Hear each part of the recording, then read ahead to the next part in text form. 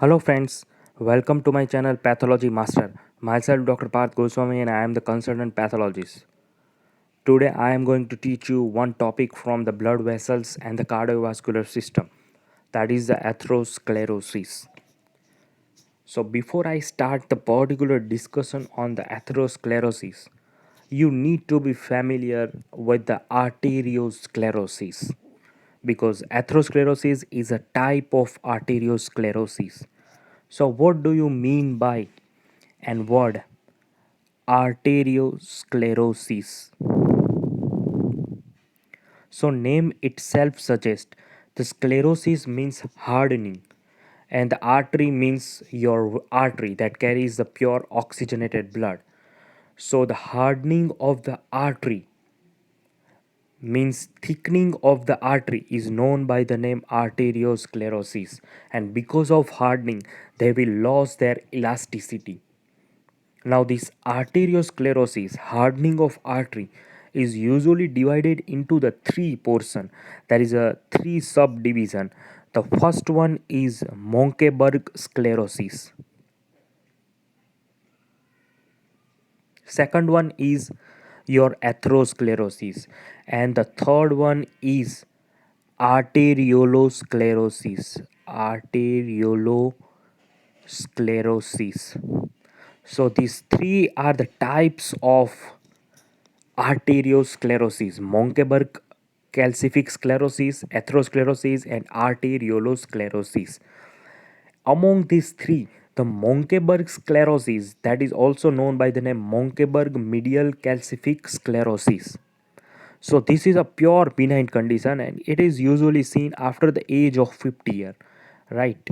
The Monckeberg sclerosis is seen after the age of 50 years and it's a pure benign non-dangerous condition.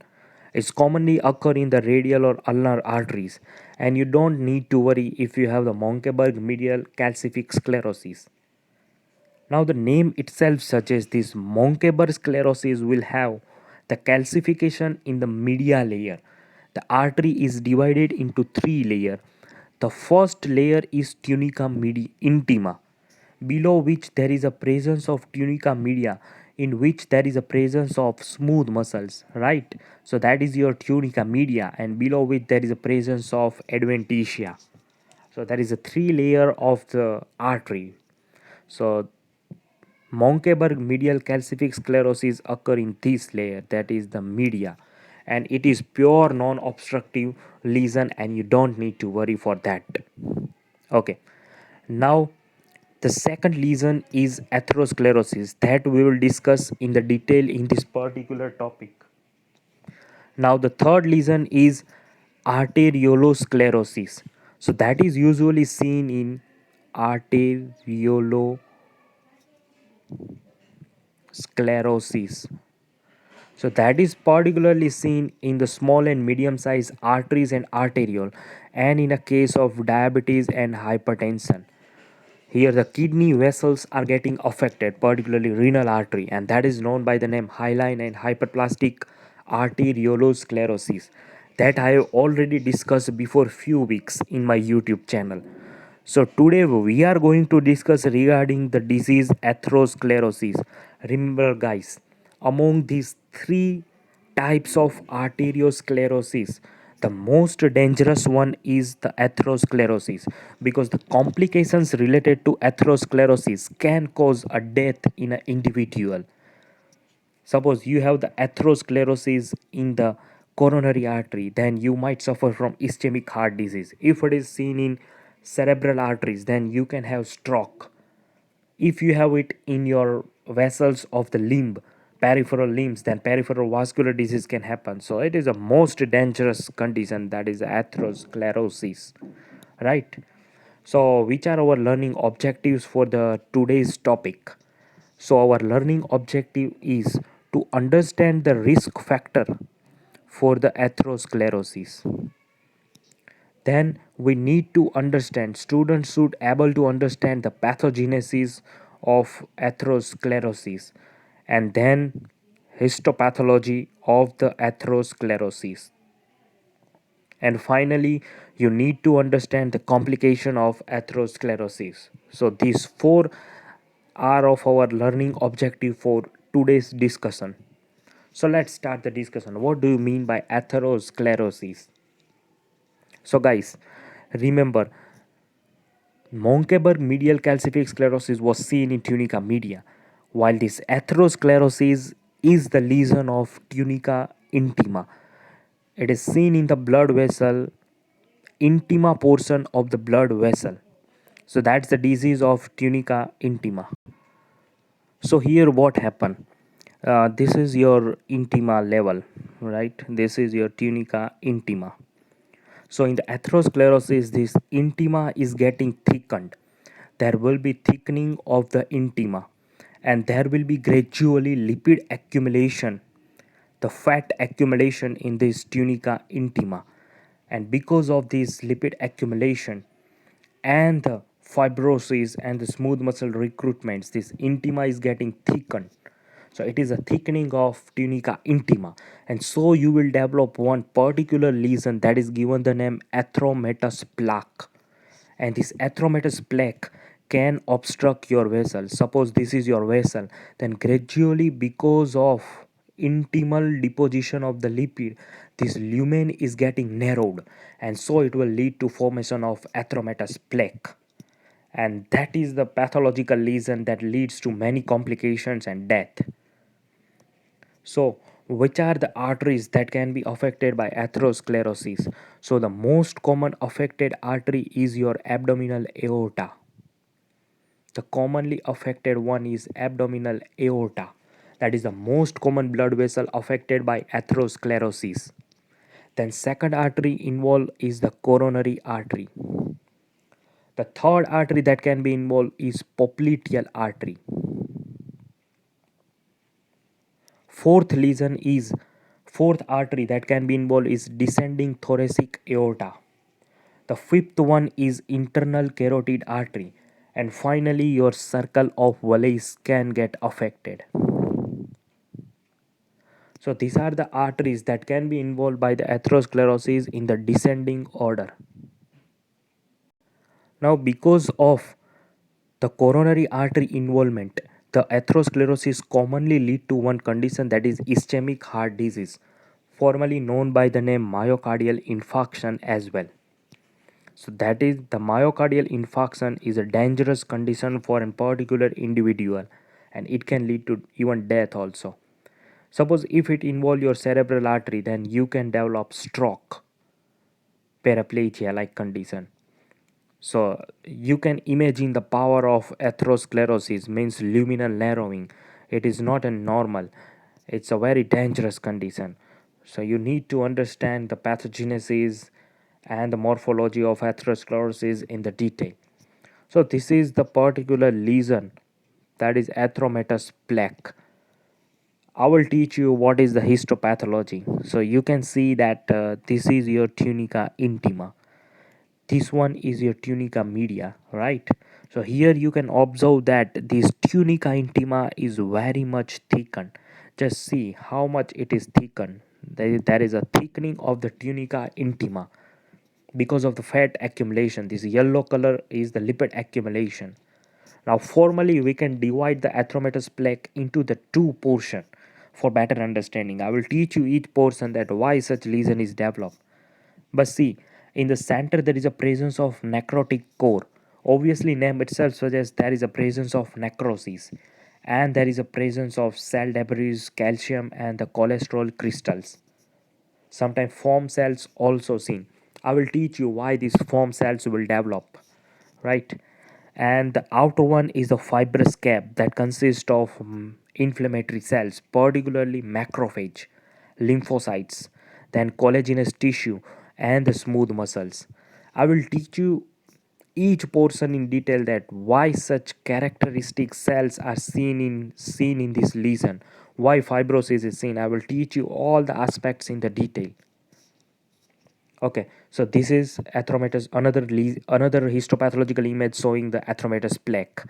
That is the presence of foamy cell. This is your foamy cells, right? You can able to see the lymphocytes, plasma cells, and there can be presence of proliferation of smooth muscle. We will see it in detail why such characteristic lesions are developed. Okay, So first of all, you need to understand what are the risk factors for the atherosclerosis, why atherosclerosis develop, what is the etiology. So guys, risk factors can be divided into the two portion. The one etiology is modifiable and another risk factors are non-modifiable. So which are the modifiable risk factor that you can avoid during your life to prevent the atherosclerosis? So such factors are hyperlipidemia, then hypertension, high blood pressure, then cigarette smoking, the diabetes, chronic inflammation, all you can avoid it during your life. Right, these are the modifiable risk factor for atherosclerosis. Which are the non-modifiable risk factor? So that include if you have the particular family history of atherosclerosis that you cannot avoid. Genetic abnormality cannot be avoided. It's a non-modifiable risk factors. Then increase age and the male gender. So such factors you cannot avoid, but these are the modifiable risk factors, right? Okay, so now I will teach you that why particular atheromatous plaque will develop. Up to etiology, it is clear that these are the risk factor, but why atherosclerosis develop? So I will teach you the pathogenesis of atherosclerosis in the next few slides. So guys, remember the etiopathogenesis is given the one beautiful name. It's an inflammatory response to the injury hypothesis. This etiological hypothesis is given the name, that is response to injury hypothesis. Why such name is given? Because guys, remember that this tunica intima is getting damaged by mentioned risk factors like that of hypertension, hyperlipidemia, diabetes, all can damage your tunica intima. So because of the damage of this tunica intima, because of injury, you are very well familiar that whenever there is an injury in our body, there will be inflammatory response. So atherosclerosis is nothing, it is a chronic inflammatory response to the tunica intima injury. That's why the name given is response to injury hypothesis. So the main event is the endothelial injury.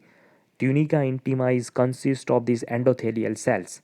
So the endothelial injury is the initial event for starting of atherosclerosis. So that is the most basic for development of atherosclerosis. Okay. So now I will teach you all this process in a stepwise manner that is given in the Robbins book, right? So first, step 1 is your endothelial injury, right? The process is starts with an injury. So why injury develop? Because of high blood pressure, because of high lipid level, because of chronic smoker, because if you have high homocysteine level, certain toxins, virus, certain immune reactions, hemodynamic factors, all that can damage your endothelial injury. And among these all, these first three is the very dangerous one and most commonly observed in an atherosclerosis patients. Okay, so after injury, what will happen? The second step. So guys, obviously, whenever you have the injury, there will be recruitment of inflammatory cells, right? Initially, in the first few attacks, there will be leukocytes, but gradually, what happen? This is a chronic inflammatory response, right, to the endothelial injury. So there will be recruitment of monocytes and lymphocytes. So which cells are seen in atherosclerosis? So your answer will be lymphocytes, and we can say macrophage. Monocyte or macrophage is a equal one, right? In the tissue, monocyte is known by the name macrophage. So the lymphocytes and macrophage inflammatory cells will be seen, and it will adhere to the injured part. And you are very well familiar that whenever you are having the injury, endothelial injury, your platelets and your coagulation system will get activated. So obviously platelet will also bind to this lesion to stop the or to feel the defect, to feel the injured portion.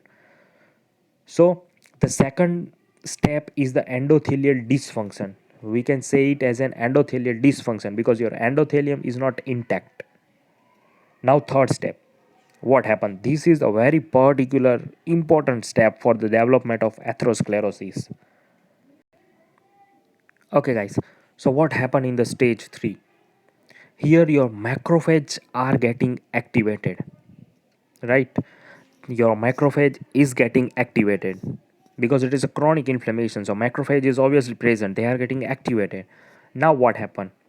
See, until now it is clear that you have the endothelial injury, monocytes and platelet will adhere to that injured portion. Your macrophage are getting activated, and now what happened? You will have certain growth factor release in this affected area. So these release growth factors like that of platelet derived growth factor, fibroblast growth factor, all that will lead to smooth muscle cell recruitment. They will activate the smooth muscle and they will recruit the smooth muscle from the tunica media, will travel into your tunica intima. Usually smooth muscles are not present in the tunica intima layer, but here it is seen in the tunica intima as well because of growth factor release. So the smooth muscles, because of affection by growth factor, they will recruited into your tunica intima layer where it should not be present normally. So this is the third step, right? And simultaneously there will be accumulation of the lipid because your endothelium is getting damaged, so more lipid will get accumulated.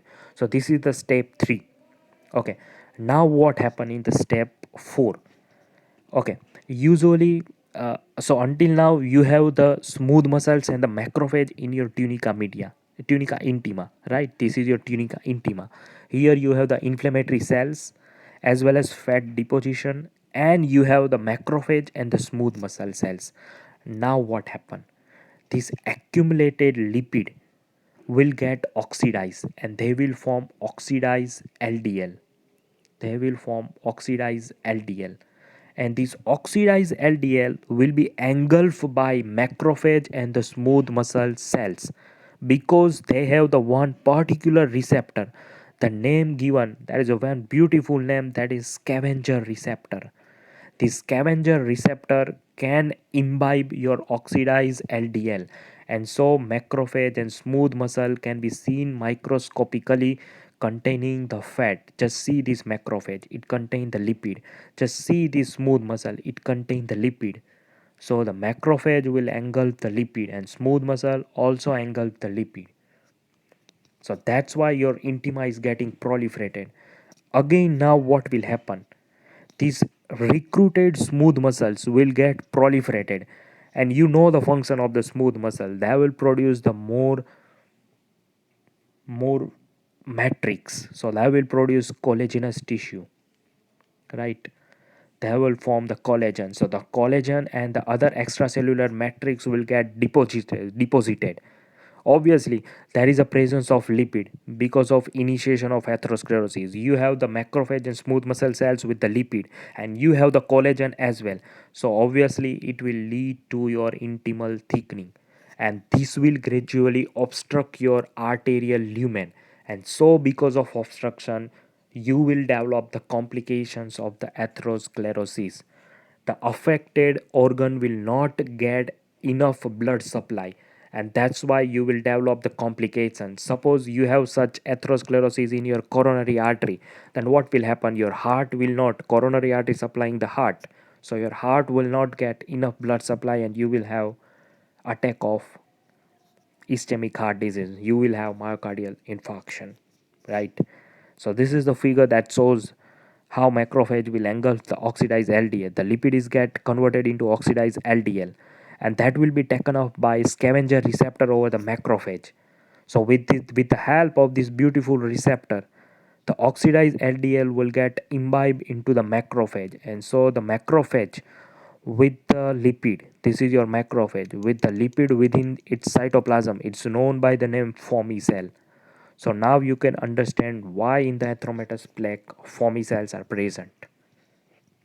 Okay. So what can be the morphology of the atherosclerosis? Until now, we have understood the risk factors for atherosclerosis and the etiopathogenesis of atherosclerosis. Now I will teach you the histopathology or morphology of the atherosclerosis. Okay, so in the atherosclerosis, guys, the first lesion is fatty streak, and then gradually fully developed atheromatous plaque will happen. So initial lesion is fatty streak only, right? You have only lipid accumulation in the tunica intima, that is fatty streak. It is an initial lesion, and if you will not take care, if you will not modify certain risk factors, like if you will not control your hypertension, if you will not control your weight, if you are not controlling your lipid level, then what will happen? Gradually this streak will get converted into full form atheromatous plaque. So the fatty streak is an initial lesion, just yellow flat lesion. It contains the lipid and lipid filled macrophage only. It is not harmful lesion. It's the initial lesion. You can prevent the development of atheromatous plaque until now. Okay. If you will not take care, then gradually you will develop atheromatous plaque, as I have discussed. According to the pathogenesis, you will fully develop atheromatous plaque if you will not control your risk factors. So you will have intimal thickening and the lipid accumulation in your atheromatous plaque, right? The common involved artery we have already discussed. The common one involved is the abdominal aorta, then coronary artery, then popliteal artery, then descending thoracic aorta, then internal carotid artery, and finally circle of Willis. So that is the descending order of involvement of the arteries by atherosclerosis. Okay, so which can be the component of atheromatous plaque? So as we have discussed, particularly the components are the mainly it contain lipid, inflammatory cells, and your smooth muscles, right? And your smooth muscle, these three are the main component. So which inflammatory cells are seen? It is a chronic inflammatory response, so you will have T cell like lymphocytes and macrophage, that are the cells of chronic inflammation. So you will have lymphocytes and macrophage. Okay, because of affection of growth factor, you will have smooth muscles in your tunica intima, and they will produce is the collagen and the other proteoglycans like extracellular matrix. So you will have the collagen, and obviously because of damage to the intima and hyperlipidemia, you will have the lipid, right? The lipid is present outside the cell as well as within the macrophage and smooth muscle as well. So we can say that lipid is present extracellular as well as intracellular. So guys, is that clear that how atheromatous plaque is look like? Again I am saying this is your atheromatous plaque lesion, and now you can understand why such lesion is developed. Because of chronic inflammation, there will be presence of lymphocytes and macrophage, right? Because of affection by the growth factor like fibroblast growth factor, platelet derived growth factor, the smooth muscle cell from the media goes into intima, and so your smooth muscle can be seen in the outer portion of the fibrous cap. And inner one to this, there is a presence of necrotic debris, cell debris, and accumulated fat. And in both these lesion of plaque, in both these division, necrotic core as well as fibrous cap, because of imbibition of the lipid by the macrophage and smooth muscle, you can able to see the foamy cell as well. So foamy cell is nothing, it is a lipid containing macrophage. So it can be seen in the atheromatous plaque, right? So this is the lesion, right? Here you can able to see foamy cells. There is a presence of chronic inflammatory cells and intimal thickening. This is your intimal thickening, and just observe here, see these are the smooth muscle, right? So the smooth muscles are there in your tunica intima, normally it is not present there, right? So this is all about the atherosclerosis histopathology. So until now we have covered the risk factors, pathogenesis, etiopathogenesis, and the histopathology of atheromatous plaque. Okay, so as we have discussed, it involves the certain arteries of your body. So if it involves your coronary artery, then you will have the heart attack. What is the complication? The only complication is because of vascular lumen obstruction. The affected artery will get narrowed. So the artery, so the supplied organ will get affected. Suppose your coronary artery is involved, then it's supplying the heart, so you will have the heart attack, myocardial infarction. Infarction means damage. It's a coagulative necrosis due to ischemia. So because of less blood supply, your heart will not function and you will have myocardial infarction. It can be lethal condition, right? If your cerebral artery is getting less blood, then cerebral infarction can be seen. You should be familiar with the word infarction. Whenever there is a less blood supply, it will lead to ischemia, and because of ischemia, there will be coagulative necrosis, the death of particular cells of affected organs. So that is known as an infarction. You can have aortic aneurysm. Okay, if it involves your peripheral vessels, then you can develop gangrene, right? These two complications are more dangerous, heart attack and the stroke. And most of the people take care of their life only to prevent this heart attack and stroke. The death because of these two conditions is increasing in the Western countries as well as in India, like developing country as well. So that's why you need to understand the atherosclerosis in detail, and you need to modify the risk factors, like that of you have to control your weight, right? How will you prevent the atherosclerosis? You need to maintain your weight ideally. Your BMI should be less than 25, right? You need to control your blood pressure, you need to control your sugar level, you need to treat the diabetes if present. Okay, you need to avoid the cigarette smoking. So all these risk factors are associated with atherosclerosis, you need to prevent it, right? So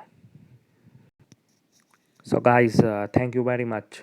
This is all about the atherosclerosis. If you have any questions in your mind, then you can put it in the comment box. You can ask the question in the comment section so that I will answer, right? Thank you very much guys. Hope this video will be beneficial to you in understanding the basics of atherosclerosis.